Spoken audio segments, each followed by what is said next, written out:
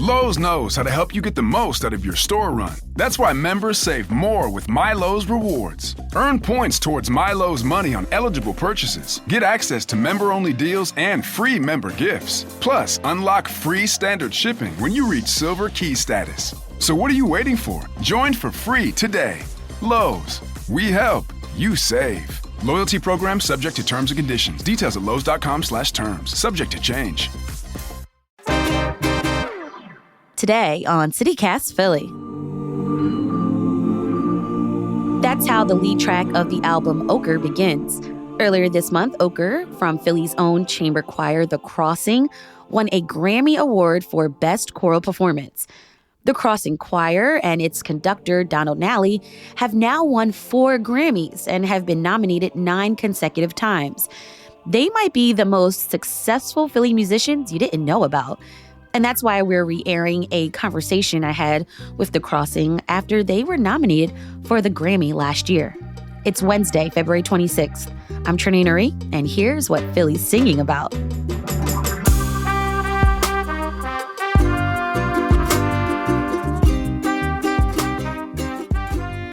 Joining me today is Donald Nally, conductor of The Crossing, Nate Barnett, tenor, and Chelsea Lyons, alto, and the community engagement manager. Thank you all so much for being here on CityCast Philly.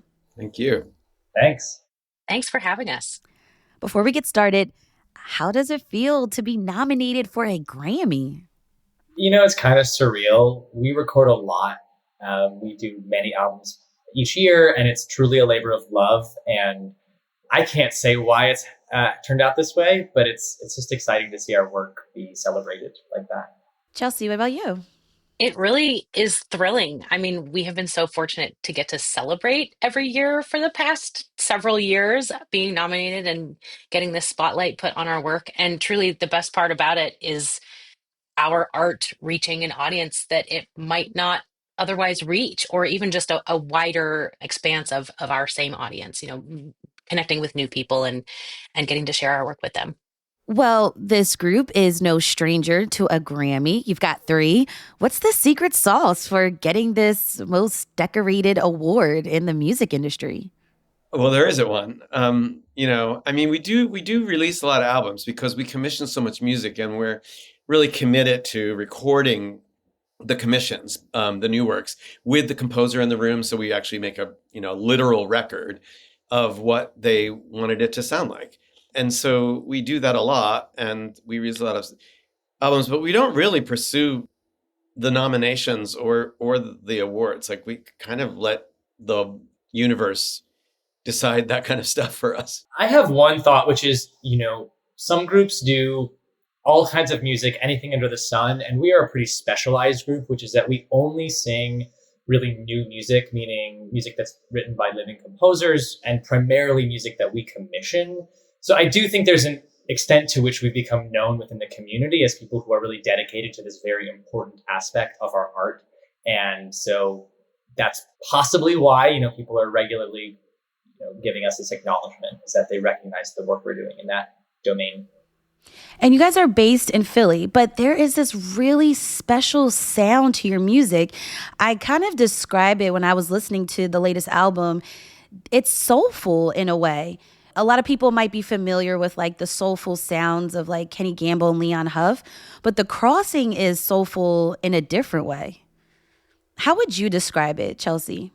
I think the soulfulness really is our souls. Our ensemble is made up of a bunch of friends. I mean, it started 20 years ago as a group of friends who just wanted to get together and sing beautiful music. And that culture has persisted over these past couple decades, and I think is absolutely palpable in the music that we make together.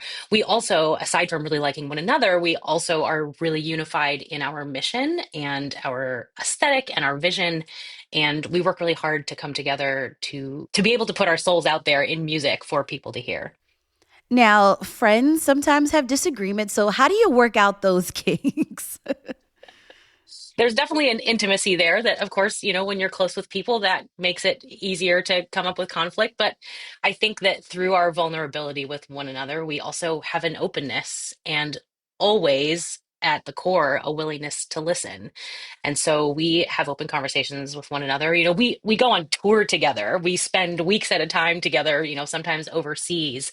And so absolutely those personal relationships are part of what we do, but it's through those connections, whether they are challenging or perfectly harmonious, that we are able to be close with one another and be vulnerable in our music making. Is that where that layering comes from? Because that's what I hear in some of that richness. Where does that layering come from in your songs? We talk a lot about listening, and Donald is constantly talking to us about how we need to be using our ears in the room when we're making music together more than any other part of our lives. And I do think that really allows us to access these kind of higher levels of music making where we are, not just making sounds, but sort of making magic in a room together. And it really does feel that way sometimes, that we're like accessing this kind of thing that's bigger than any of us is really able to do elsewhere. Donald, can you speak on the layering? Where does that come from? Or where does the lesson that you're trying to convey to the ensemble of maybe doing active listening? Well, yeah. So, I liked your question about how friends have disagreements. Because, it is like listening creates trust. Chelsea mentioned that we go on tour and we spend like a week together or 2 weeks together, whatever.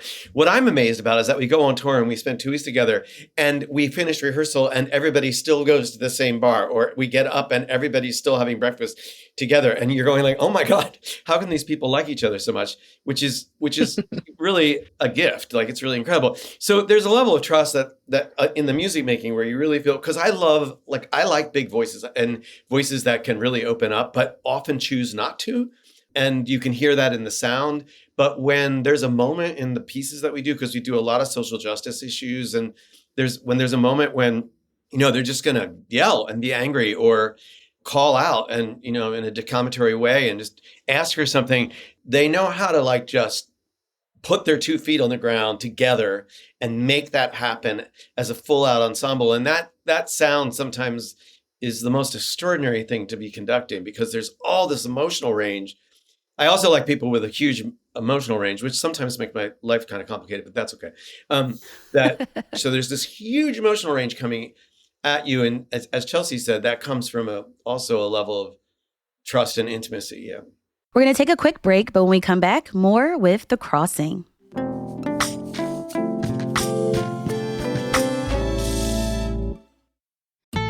Building a portfolio with Fidelity Basket Portfolios is kind of like making a sandwich. It's as simple as picking your stocks and ETFs, sort of like your meats and other toppings, and managing it as one big, juicy investment. Now that's pretty good. Learn more at fidelity.com/baskets. Investing involves risk, including risk of loss. Fidelity Brokerage Services, LLC. Member NYSE SIPC. Now at Verizon Business, every business can get the new Samsung Galaxy S25 Plus. Whether you're a new customer, loyal customer, or returning customer, this one's for you, you, and you on America's most reliable 5G network. Get the new Galaxy S25 Plus on us, powered by Verizon Business. 256 gigabyte on us. New device payment purchase agreement, select trade-in, and business unlimited plan required. Credit varies by smartphone trade-in, applied to account over agreement term up to 36 months. Terms apply. Limited time offer. I want to talk about this big project. It's split up into 3 parts. There's Shift by Ayanna Woods. Then there's Cluster of Instincts, written by George E. Lewis. And then you have Ochre by Carolyn Shaw. What's the story behind the Ochre project?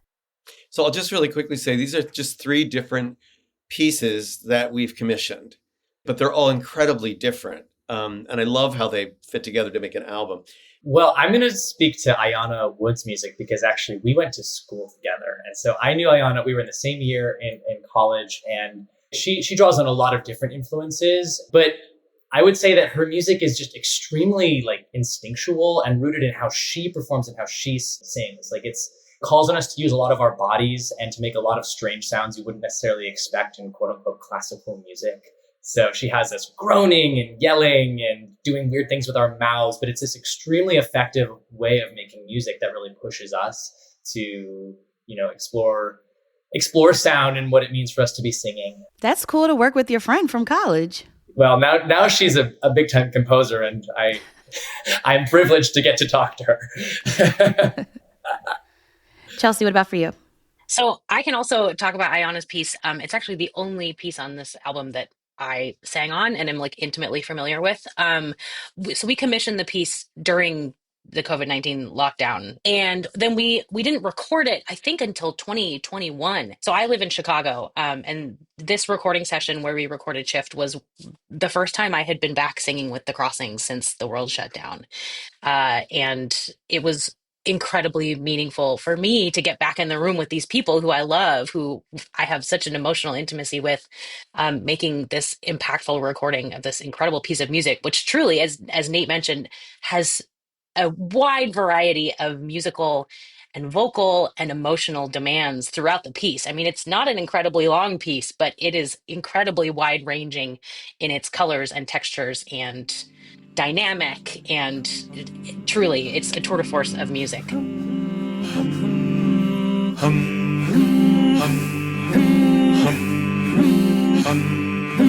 Why do we bid on your hands?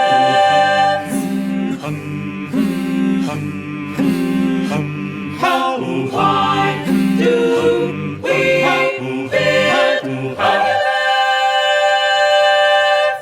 Getting to do that in the room with my friends who I hadn't seen in a couple of years was really, really special. And going back and listening to this recording now, I can hear that. I can hear the joy that we all felt being back in the room together to record this piece that we love so much. I want to play an excerpt from A Cluster of Instincts.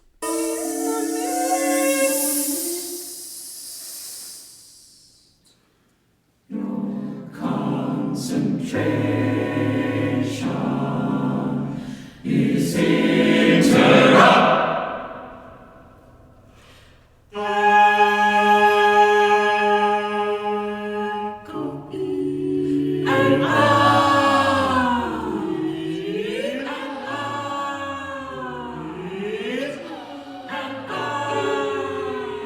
There's like this hissing I hear, this inhaling, exhaling. I mean, what's happening here? A Cluster of Instincts is based on Mimi Bersenbrugge's poem Fog. And in this particular section of that poem that George Lewis said, this person is having a conversation with themselves in their mind and keeps referring to themselves as she in this other pronoun, and is just thinking about like their emotional life as opposed to the way the universe works. There's this amazing moment which she describes how like just suddenly because of the universe, like the timing is right for snow to melt off of a branch and spring up, you know?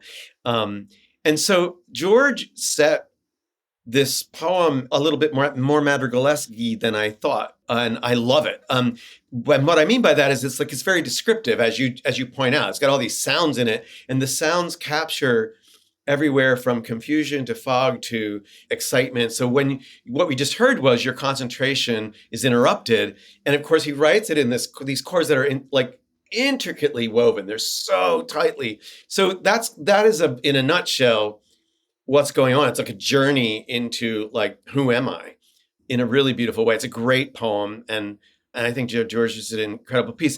This piece is for 24 individual voices. So we're a 24 voice choir, and every single person in the piece is singing their own line. I want to add one thing as a singer, which is I was there for the premiere of this, which actually took place in a barn.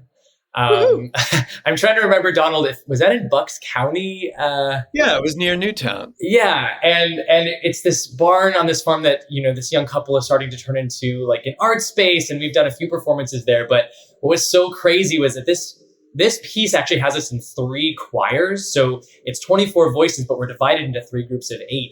And we were actually, those 3 choirs were placed around the barn such that there were actual wooden walls between us as we were doing this. So, you know, on top of this being like pretty harmonically complicated and having all these crazy effects, we were also listening to each other through these wooden walls. It was a truly insane experience, but honestly, it worked really well. And I feel like I can still hear some of that in the recording. The kind of wildness of that experience it has like persisted. So it's pretty cool to hear that. Uh, why did you put a wood barrier in between the three groups of 8 singers? I mean, is it to challenge yourselves? Like, what is it about that? So I suppose I'm the only person that can answer that question since I made that decision. So the barn, it's the upper level of a Pennsylvania bank barn. And so it's in the classic form that that barn is always going to be. I grew up in southeastern Pennsylvania, so it's in my head. And so it basically has, you walk in and there's wooden walls on either side, and then it opens up into 2 side rooms and kind of a main front room. And so there's open space, and the audience can experience it they can see all 3 choirs, but the choirs can't necessarily see each other because of the positioning of the walls. So we're basically relying on the acoustic of the barn for the whole thing to come together. And I wouldn't have done it that way if it didn't work, but it worked really well. That's great. All right. So in my research, I checked out your performance on Tiny Desk, and that's where I kind of fell in love.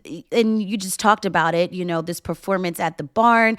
But in the Tiny Desk concert, there was like this dramatic performance sprinkled in there too. I mean, your facial expressions, hand movements, even things that were happening with your mouths. So is that a part of what defines the crossing?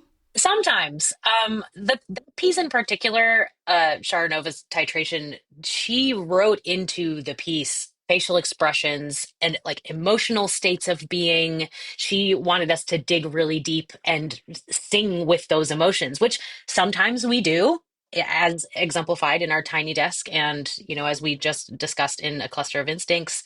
And other times, like in the music of David Lang, which is frequently stoic or, sort of emotionally detached on purpose, we have to do the exact opposite. And these things are equally challenging for different reasons. I mean, you could come into a rehearsal of David Lang's music that needs to be perfectly straight and serene and tranquil, while, deep down personally, you're dealing with some kind of stress, or, your dog puked on your carpet right before you had to leave for rehearsal. And so you're like worried about, cleaning up the mess when you get home. And yet you have to like get into this mindset of being, totally calm and still. How do you get into that mindset? Make sure I get to rehearsal early. Make that transition time make it as regular as possible. Get to rehearsal 10 minutes early and make sure that I can make sort of a mental transition out of whatever it is that I've been doing during the day, and into the mindset that I need to be in to make art, to listen actively, to be open and flexible as a musician. It's quite demanding, but it's also in so many ways and so frequently a reprieve from the grind of our daily life and chores and the mundane stuff that we all have to deal with as citizens of planet Earth. We get to escape that for a little bit in music, and it's a gift to get a chance to do that. But it does take some intention to successfully do that. It's interesting because, you were kind of saying this earlier, Donald, that, the group isn't afraid to address some of those social, environmental issues that are happening. So how do you take your own personal life, but also you're trying to make a point within the music that you're making on these bigger issues happening around us?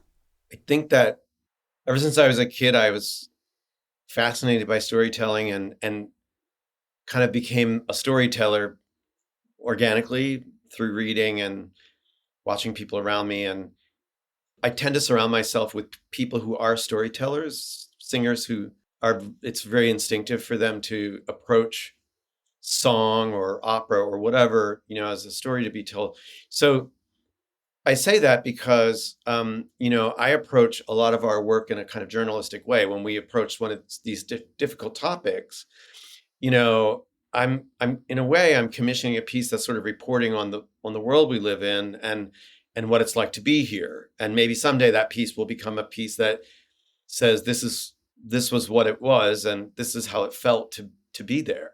And so in that, to be more specific to the answer to your question, Chelsea was very astutely talking about the different ways in which we have to react to different composers' styles. And there's a line in any piece of music where you need to like have a boundary emotionally about your personal issues and your personal life, your personal viewpoints. We tend not to answer any of the questions. We just report on the questions. And that line, you can either tell the story or you can be the story.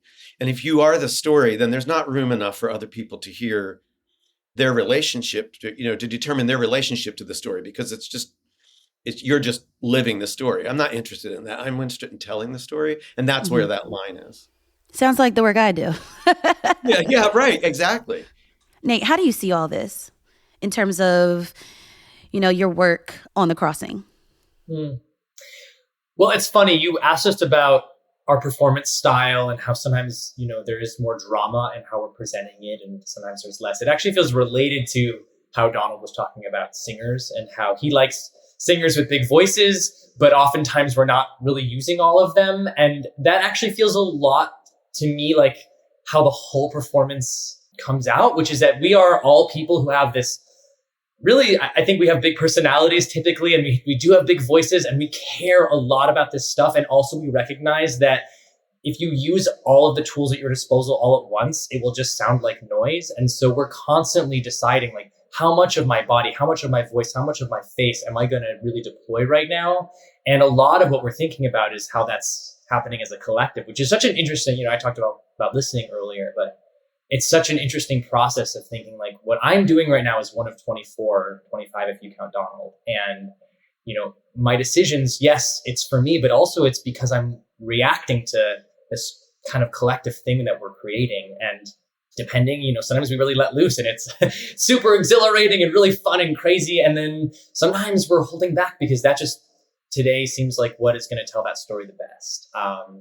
And that's very satisfying too, I will say, because sometimes you get in a room where everyone's just constantly throwing everything at the wall and it just does sound like noise. And I don't think we make noise. I think we like really try to, cull what we do and make really intentional decisions, which just can feel amazing when we do it well. I love that. Yeah. All right. So let's have some fun. I've got some rapid fire questions I want to ask each of you. Okay. Favorite place to perform in Philadelphia? Presbyterian Church of Chestnut Hill. It has the most amazing acoustic ever. Nate, next. I love performing at the Icebox, Crane Arts in North Philadelphia. I've really loved singing at St. Mark's in Rittenhouse Square. The organ there is stunning. It's such a beautiful space. Okay. Favorite bar or restaurant to hang out with the group after a long performance? Well, I'm going to win this one because we all go to the same place. So that's the Tavern on the Hill in Chestnut Hill. Okay, but sometimes, we often do a concert on Rittenhouse Square for Christmas. And after that, we will go to Park together and have a nice drink. And it's really lovely. We do also sometimes roll further down the hill on Germantown Avenue and go to Iron Hill Brewery if we've gotten out a little earlier and want to have dinner. Donald, Nate, Chelsea, thank you so much for speaking with me on CityCast Philly. Thanks for having us. Thanks. It's fun. This was so much fun. Thanks for having us. As we head out, this is Vivian Night.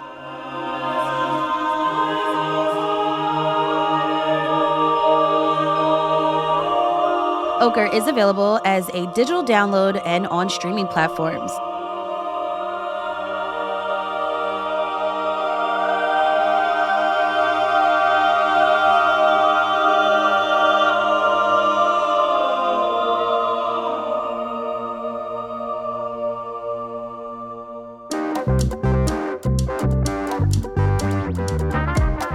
That's all for today here on CityCast Philly. If you enjoyed this episode about the crossing, tell a friend and rate the show. Leave us a review and hit that subscribe button. Be sure to sign up for our morning newsletter, Hey Philly, to learn more about what else Philly's talking about. We'll be back tomorrow morning with more news from around the city. Bye.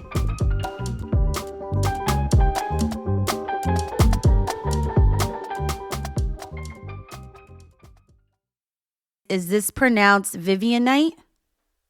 No, you guys are looking at me like, huh? Okay, you know what I'm saying? Spell it for me. Vivianite?